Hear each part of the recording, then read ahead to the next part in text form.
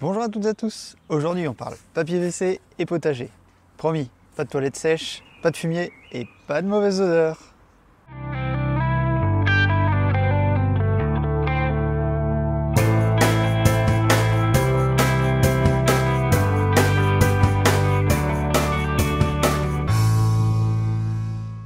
Oui, alors le lien peut paraître pas vraiment évident, surtout si vous n'avez pas regardé la description ou que vous vous êtes pas fait spoiler.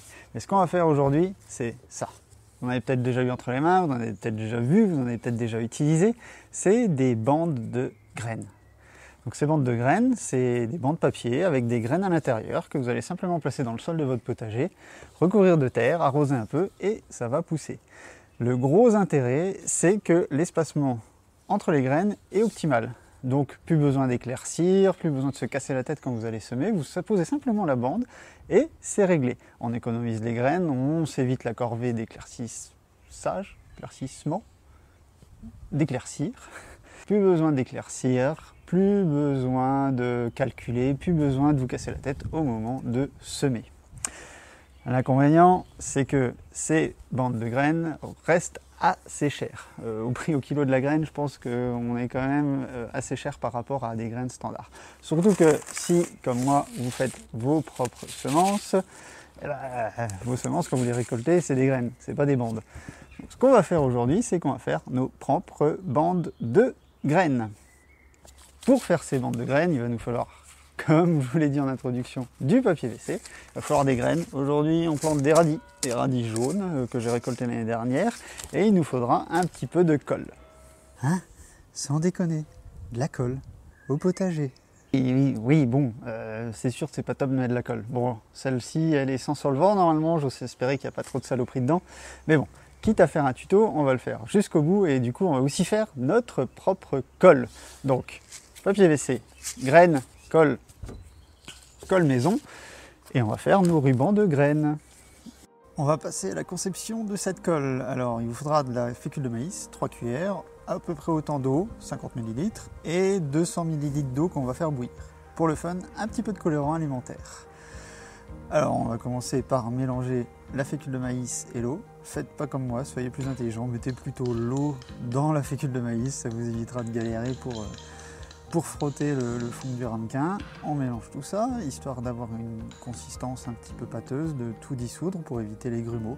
On ne fait pas de la pâte à crêpes, mais quand même.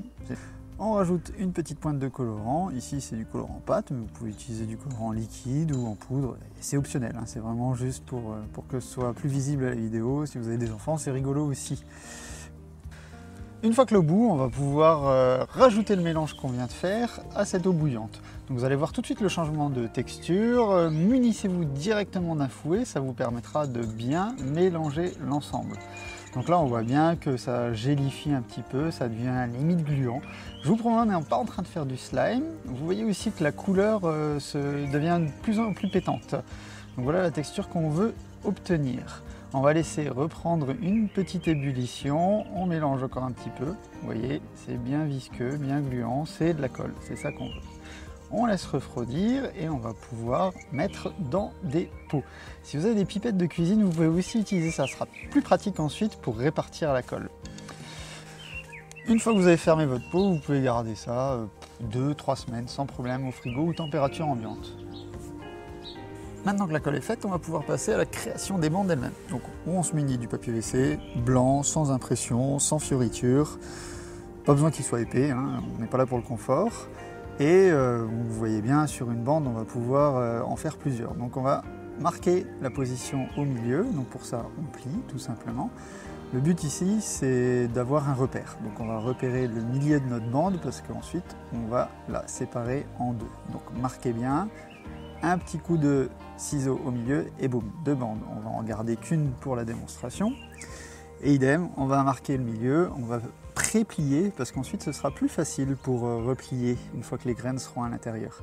Parce que je vous garantis, pour avoir essayé sans, vous allez galérer sinon. Donc on va positionner nos graines ici au milieu et nos graines de radis, on va les semer à 3-4 cm. Donc pour ça, on va s'aider d'1 mètre. Et on va repérer tous les 3-4 cm. Donc là, c'est pas compliqué, vous vous rappelez de vos tables de multiplication au primaire, ce sera l'occasion de les répéter. et on va positionner un point de colle à chaque fois.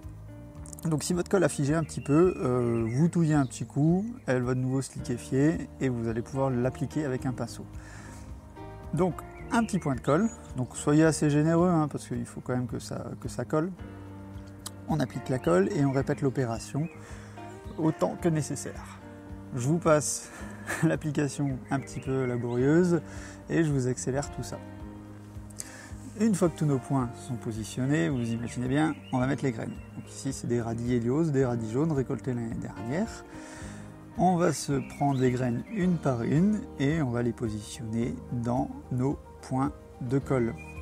Un petit coup de magie et toutes nos graines sont positionnées. Comme pour les maquis, le plus dur c'est quand on replie tout ça.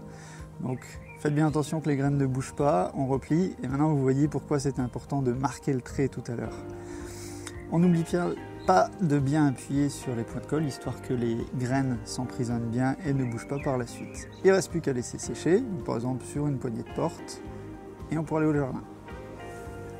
Donc voilà, après séchage, bon, le résultat c'est pas trop dégueulasse, hein, je suppose ce que vous en pensez par rapport à l'original du commerce, on est quand même sur quelque chose de très ressemblant. Alors, je ne vais pas vous faire un topo de 2 heures sur comment on plante ça, hein. Ça va être très simple. Vous prenez la bande, l'avantage avec le papier toilette, c'est que vous avez des emplacements prédécoupés, donc vous pouvez les découper vous-même.